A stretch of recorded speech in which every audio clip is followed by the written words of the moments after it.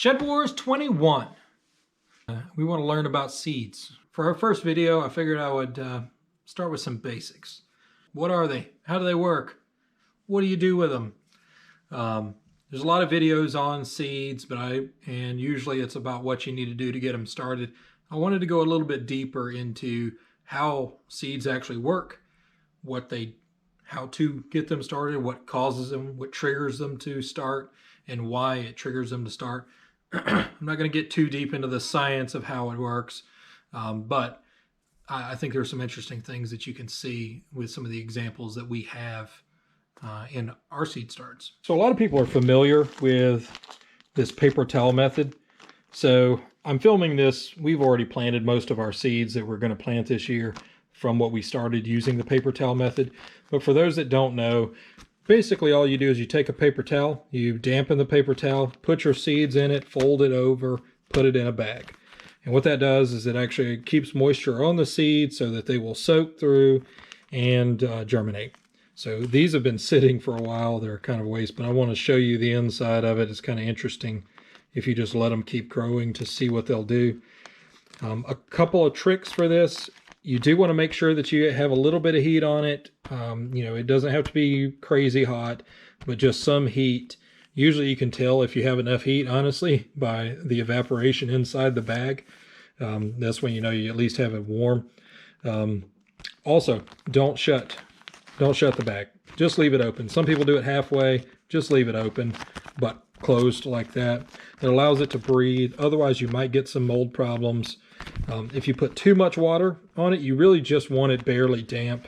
But a little bit more water won't hurt anything. But you don't want it completely soaked when you put it in this bag. Otherwise, you're definitely going to have mold problems, especially if you put it in a dark place. So it looks like we got our first issue we have to deal with. This is actually our pepper seeds that we used to start this paper towel method. It's been a couple of days. What I started noticing was that there are these little pink spots in some of them, or all of them, but this one's probably the worst. And what that is just a mold that's growing inside of them. Now, if you do have mold problems, here's a tip for you. Put this bag in the sun. Just set it in a doorway or in a window sill, something where it can get some sun. And a lot of times, we did this year, a lot of times the mold will actually get killed by the sun's rays. So you've got this sitting on top of a refrigerator somewhere where it's not getting any sun and it starts to get moldy spots on there. A lot of this is just dirt from where I took it out with my hands. But it starts to get moldy spots on there. Put this bag in the sun and it might eliminate your mold problems. So I'll take this guy apart and show you what seeds that have been in for way too long look like. Because I think there's an interesting lesson here. If you notice, this seed has a root and 2 leaves. And the root is growing through the paper towel. And if you look inside, all of these germinated. I put way too many in here for what we were going to need. One of the great things about this method is you get really good germination rates, but if you have seeds that are old, the germination rate you're not really sure of, this is a great way to not waste any seeds in a pot. Because what you can do is you can just only pick the ones that do germinate. Again, if you notice, is all of these germinated. But one of the interesting things that I find on this, it's very educational as well, is if you have a seed, a little seed pod like this has not really seen any sunlight other than maybe the half a day that I put it early on in the sun to kill some mold that I had. But there's enough energy in this little seed here to produce not only a really long root, but also a stem and 2 leaves. So what do you need to start a seed? You need water. Once those starter leaves come up, then it starts collecting energy. So going back over here to these seeds, these 2 leaves are the starter leaves. Almost all seeds, I think all seeds, I don't know of any that don't, come out with 2 leaves.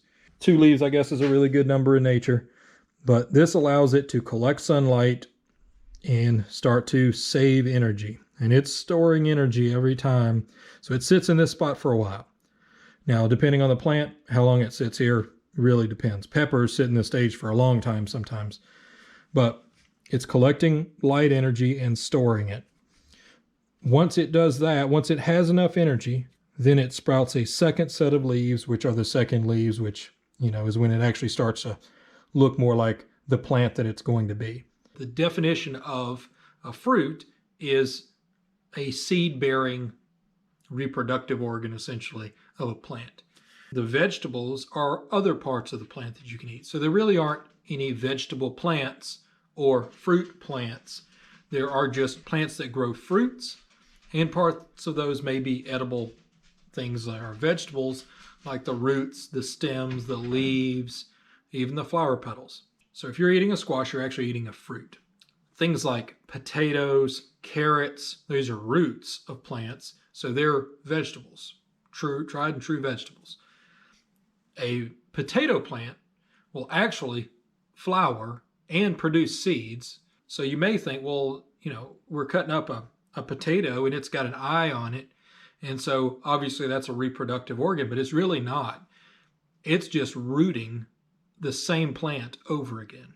So when you take a cutting from a potato, you're not actually reproducing the plant. You're taking that plant and splitting it into the same plant. It's the same plant. So if you plant a row of potatoes and they're from one potato plant, you've just replanted that same potato plant over that length. It's kind of neat to think about that we're not actually creating new potato plants. We're actually reusing potato plants over and over and over again. But with things like peppers, a pepper seed comes in a pod, a pepper pod, and everybody's familiar with pepper pods. They have a ton of seeds, depending on the variety, they have more or less. But they have a lot of seeds in that pepper plant, and what happens is once the flowers are pollinated and reproduction happens, we won't get into that, a fruit is produced. So I wanted to talk to you guys about seeds and how they germinate. So I wanted to go over what does it look like when they germinate. Now, I used a paper towel method for some of my plants, and Amy used for some of her tomato plants the soil block methods. It's different, but in the end, I really want to focus on not the method in which you do that, but how is it that seeds germinate. Don't worry so much about how you're doing it. Just pick a method and go with it. So here's an example of a seed that has just germinated. If you notice, it's got a little tail coming out of it. Now that's actually the seed root as it first starts. But the shell on the outside of that seed definitely looks different than if you just looked at a regular seed.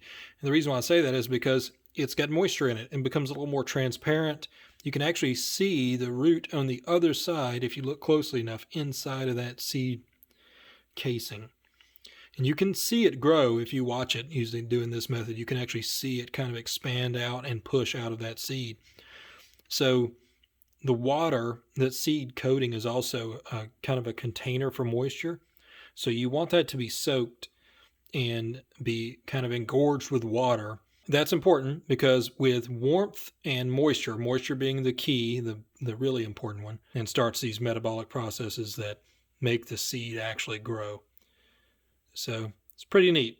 It's a little itty bitty seed, just one seed from a pepper that you might eat or throw out. And if you think about it, this one seed will create a plant that'll create, maybe 50 peppers that in each one has 50 to 100 seeds, depending on the pepper.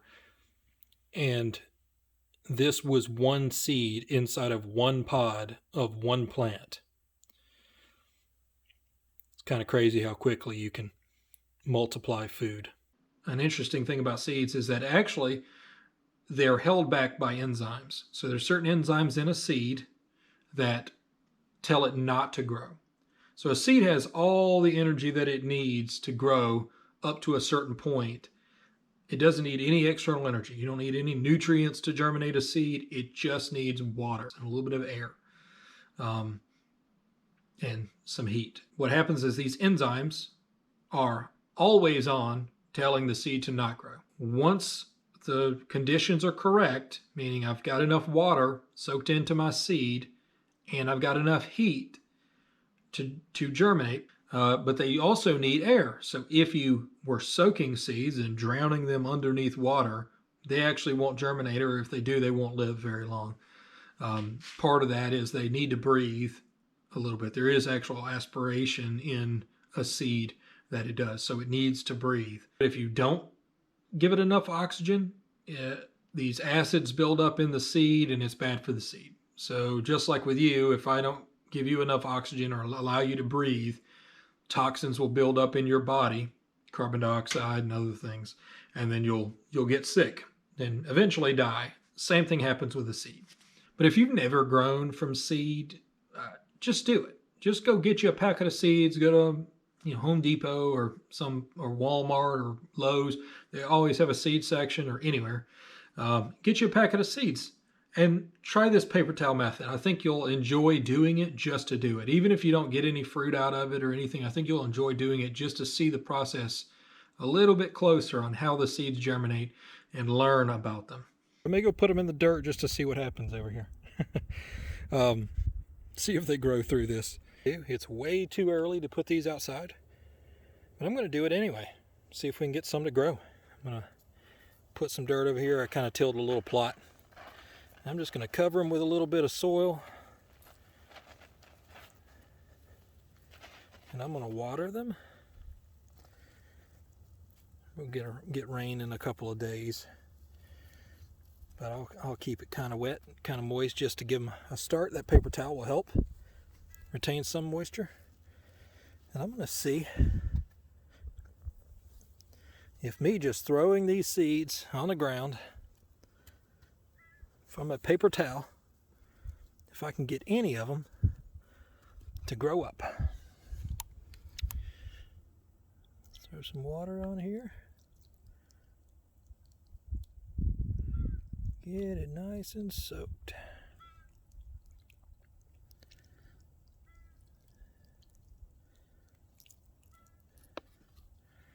That should be interesting. Just follow along and see what happens. This is our first year in Shed Wars. We weren't here last year. We only known about Shed Wars since probably December time frame. So we've had a short amount of time to get pretty excited about growing this year. It's actually pushing us a lot to grow things that we want to grow. We would have grown them anyway, but I think the amount that we're wanting to grow has been bumped up just by the competition. We like a competition. So we got chosen by Team Arkansas Woodcutter, Team Woodcutter. Pretty excited about that. The team seems to be a very tight-knit group already. Everybody seems to have everyone's back, and I like the competitive side of it as well with the teams. But one of the things that I've noticed so far in Shed Wars is that people are super community focused around the Shed Wars group. I have people coming by my channel all the time saying, today I'm watching all your videos, and look, we don't have that many videos to watch, and they'll watch a lot of them, if not all of them. So Arkansas Pilgrim came over and watched, I think, every one of our videos. So kudos to him. And also, you got to get a hobby. Just kidding. No, but we really appreciate it. And we've made some friends along the way. I've kind of enjoyed the videos, just joke when we do these live streams. Watching some of the dysfunction is funny to me. I just laugh at it. It's hilarious. But it's going to be good. It's going to be fun. The community is a really good community, and I'm excited to be a part of it. Amy's excited to be a part of it as well. She's not here during the week, so we don't have a whole lot of time to film with her. When she comes out here full time, though, then there'll be a lot more with her in it, so I wanted to explain that a little bit too.